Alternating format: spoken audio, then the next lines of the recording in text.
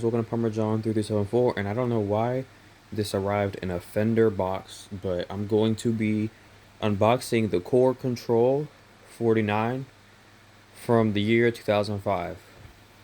And I haven't seen anybody do an unboxing video or a real, review on it. So I'm going to be one of the first, if not the first, to do it on YouTube. This is like one of those weird, in-between products that Korg released that I don't think a lot of people use. I haven't seen it barely anywhere. I accidentally found it on eBay. Then my cousin found it on eBay shortly after and reminded me about it. So I needed a MIDI controller that was big enough, but it wasn't too big and had 5-pin MIDIs. And that was the one that looked like the best quality for the price, especially since it's pretty sure it's made in Japan, but don't know why it's in a Fender box. It came from California, and I live not in California. So let's just see. I could open it like that. I don't know if I should do that. Wow, that didn't do anything. Time to use this thing. I think that worked.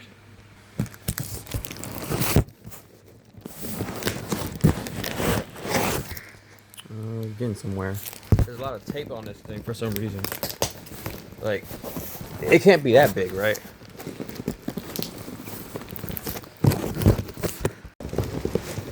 Oh my goodness. Okay, so we got this amount so far.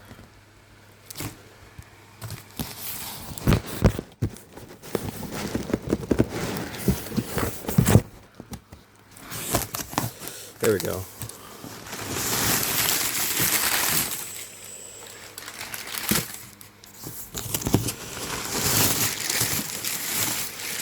And we got a whole bunch of this.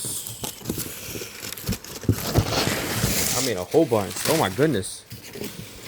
Bro, what the heck? I know it's, because it's fragile, supposedly it's what it is, but still, it's crazy.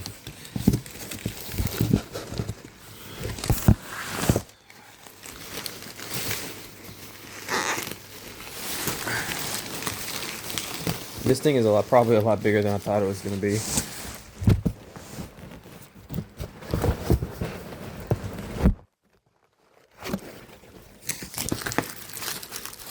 How am I supposed to get this out?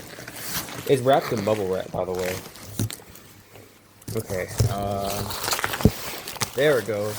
Yeah, this thing is a lot bigger than I thought, but I don't know why I was expecting it to be small. Good gracious. We got more of this. Man, the cleanup after these type of unboxing videos. Okay, yeah, this isn't that big, but it isn't that small either. This is actually about the size I was expecting. Maybe a little bit bigger. Okay, so there is the Kontrol49. Now, I'm assuming they just replaced these with, the Korg tactile tray and stuff, but I'm pretty sure all those are made in China. They don't look like they're that big of, they were too big on quality when they made those. And I already have, Korg Triton, so I'm good. Or two of them. So I don't really need to get a Triton tactile or whatever they're called. So check this out. Oh yeah, this is... Yeah, these are oh yeah. These are good quality. These keys right here, these are good. Compared to a lot of the MIDI controllers I used, way better. Way better. I feel like they're invincible. I know that's a stretch, but whatever.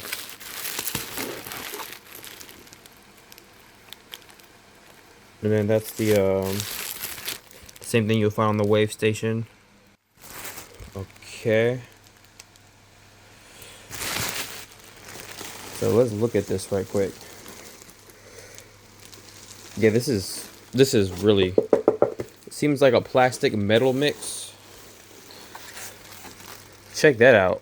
Yeah, you don't see a lot of MIDI controllers with that type of bottom. So it has a good 16 pad right here. And these seem to be decent. Get SW1. Okay, so you got some controls. Pitch bend is identical to the Korg R3. It's just silver or gray color. The R3 is black, but these are basically the same thing. These knobs are really nice. Let's see, we got hex lock. You know, octave shift is over here. Oh, these are rubber. Oh, okay. Yeah, these are, yeah, all right. Then the setting message, you know, scene. Then I guess some controls like exit and enter, tempo right there. Just your normal MIDI controller stuff. These faders are going to be very useful for controlling different VSTs at once. That's a big reason why I got these, because the other MIDI controller I have doesn't have a lot of faders. It has like the knobs instead, and then the keys are small, so it just didn't really do the job like I wanted it to. But yeah, this is definitely a 2000s era.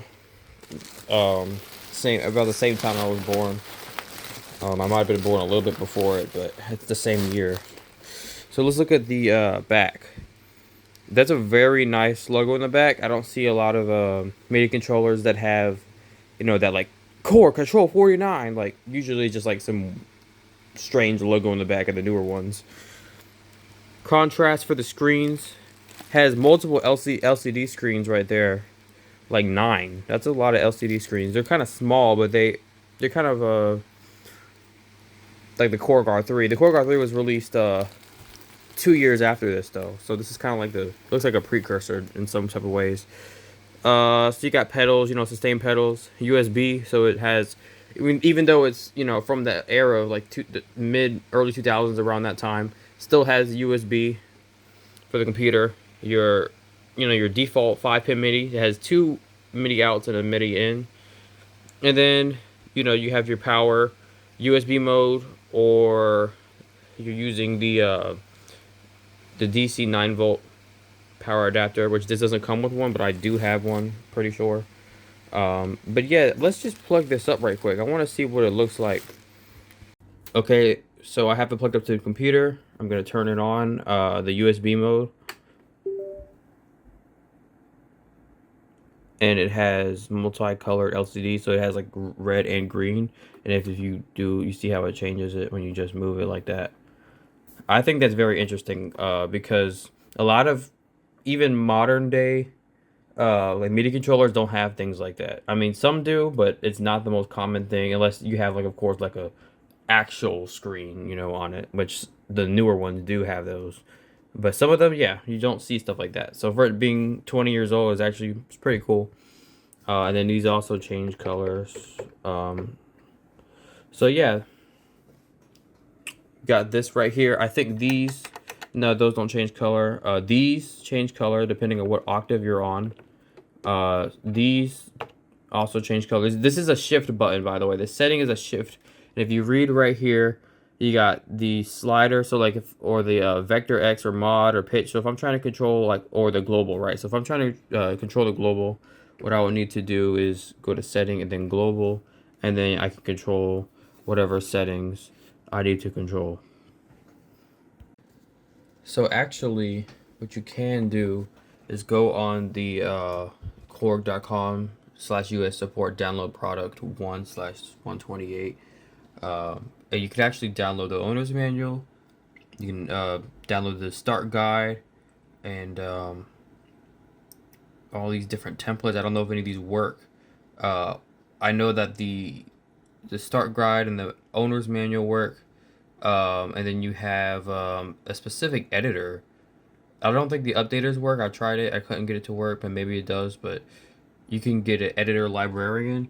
And if I move this out the way, right there, KORG Kontrol. So you can get that, and I guess you can control the MIDI channels or whatnot on there. I don't know if that works. I tried it. really didn't get too deep into that. But let's go over the main features right quick.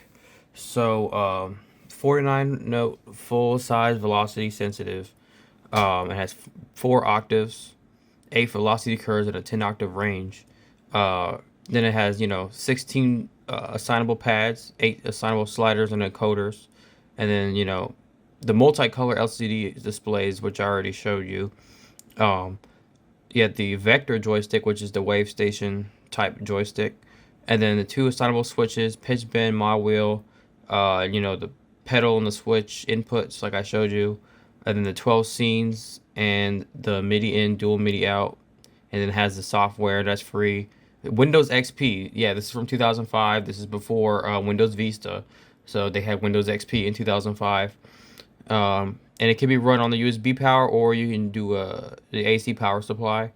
Um, so that's basically it in a nutshell. It does not have aftertouch. I read it doesn't have aftertouch, which is not the biggest deal. I mean, if you're trying to do crazy stuff, then you should definitely go for one that has aftertouch. But for most things, especially for live performance, you should be fine without aftertouch. It just depends, I guess. But yeah, this is the, what is this? The easy start. That's what this is. This is the easy start. And then you can also get the owner's manual right here, and it pulls it up on Adobe Acrobat or whatever you use. But over here, I have 4 VSTs running at the same time. I have Korg Trident VST, the MIDI Grand by Air, the Velvet by Air, and then Hybrid 3 by Air.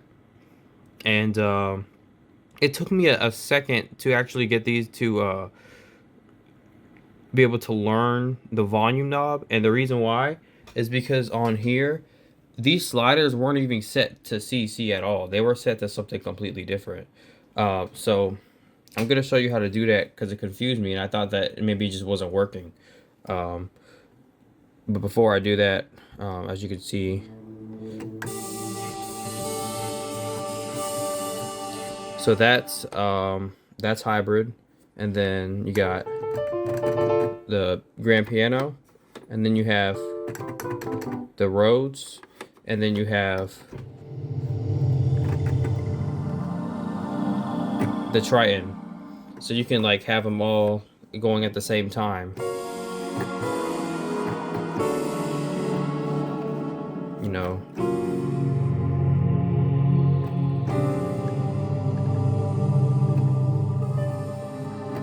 But yeah, you can have them. You control the volume, which I think is really interesting. But yeah, I'm gonna show you how to do that because I was confused. On the owner's manual, it says to press setting and then to press the second pad where it says slider. So you have to hold setting, slider, and then right there it should start blinking. You use this to control what you're doing. So like, say CC, MIDI. Okay, so let's just try to control slider 5. So you have to go to slider 5, and then it'll change red. Right, it was all set to this. It was all set to NRPN. I don't even know. I have not done any research on what that is. But it was all set to that, and that's why it wasn't working. And I already set these to the CCs right there, the numbers that need to be. But instead of NRPN, what you have to do is go to this this dial right here, and then you need to change it to whatever one that you're going to assign it to. So I'm gonna just change it to 90 to 90. So it should be 90 on there, and then you're gonna press enter right there. And then what you would do is you would go right here. And if you're trying to like control, I don't know, the cutoff, what you could do is either try learn, or you can press assign and then go to CC90. The only thing is that sometimes it's already assigned to something like that. But I'm just gonna do it anyway. So I learn, and then 5 should control the cutoff. See, I'm doing number 5. 5 should control the cutoff. Let me turn the so.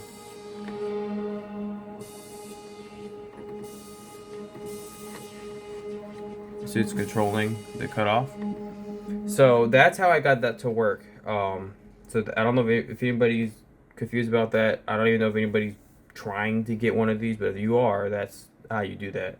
But as you can see, the Korg R3 has similar LCD screens right there, and it also has very similar, if not identical, pitch bend and mod wheel. These are actually a little bit darker, but that's very similar. But anyways, I think that's gonna wrap this entire review up. If you have any questions, let me know. For any random person that's trying to get this specific model right here. Thank you guys for watching, and don't forget to like and subscribe for more.